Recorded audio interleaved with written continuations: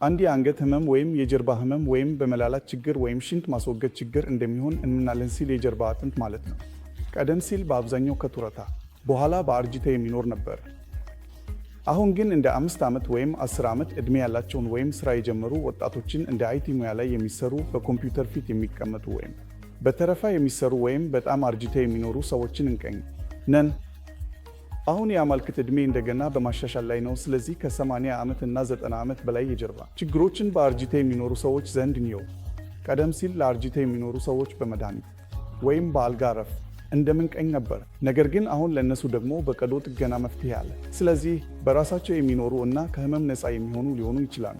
ለአዲሱ ትውልድ እንደገና ሥራ የጀመሩ ሰዎች በላፕቶፕ ወይም ዴስክቶፕ ፊት ረጅም ጊዜ በጠረጴዛ ላይ ሥራ ላይ የሚሆኑ ሰዎች እንዴት እንደምንቀኝ ነው። ስለዚህ መቼ መሄድ እና የአከርካሪ ቀዶ ጥገና ሐኪም መጎብኘት፣ የትኛው ሐኪም እንደምንጎብኝ፣ እነዚህ በጣም አስፈላጊ ጥያቄዎች ናቸው። የትኛው ነው የተለየ? በቤት ውስጥ መድኃኒቶች የትኛውን ማስተዳደር ይቻላል? እነዚህ ወደ አእምሮችን የሚመጡ ነገሮች ናቸው። ስለዚህ የጀርባ ቀዶ ጥገኛ ወይም የጀርባ አማካሪ ሐኪም ምን ጊዜ እንደምትጎብኙ የሚያመለክቱ አንዳንድ ቀይ ምልክቶችን እንደምንሰጥ እነግራለሁ። የጀርባ ህመም ወይም የአንገት ህመም ሆኖ የሚቆይ ከሆነ በመድኃኒት የማይታነስ በእጆች ድንጋጤ የምትሰማ በእጆች ወይም በእግሮች ድካም የምትያዝ መሄድ የማትችል እንኳን የአልጋ እረፍት ድካምህን የማያሳነስ ሽንት ማምለጥ ወይም ምጽዋት ማሰናበት በአስቸጋሪ ከሆነ የጀርባ ሐኪም ማግኘት አለብህ። አጠቃላይ ሐኪም ሳይሆን በጀርባ ችግር ላይ ምርመራ በጣም አስፈላጊ ነው። ይህ በህመም ላይ የሚደረግ ሕክምና ብቻ አይደለም። ስለዚህ ምርመራ የተወሰኑ ምርመራዎችን ይጠቃልላል።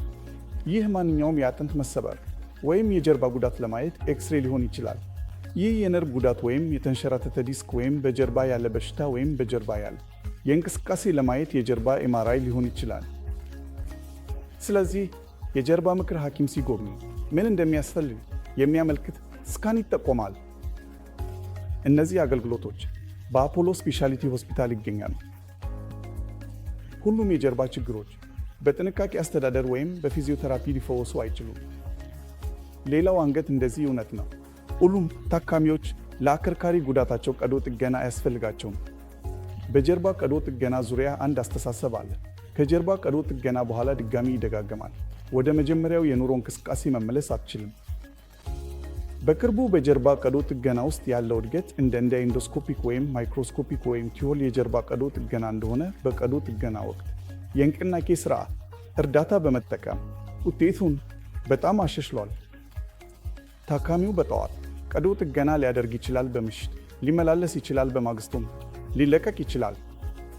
እነዚህ ሁሉ አገልግሎቶች በአፖሎ ስፔሻሊቲ ሆስፒታል ጃና ጋር ይገኛሉ። ለማንኛውም የጀርባ ችግር ሊሆን ይችላል።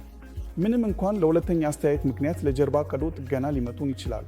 እኛም በምርጥ ውጤት ልናገልግሎት እንችላለን።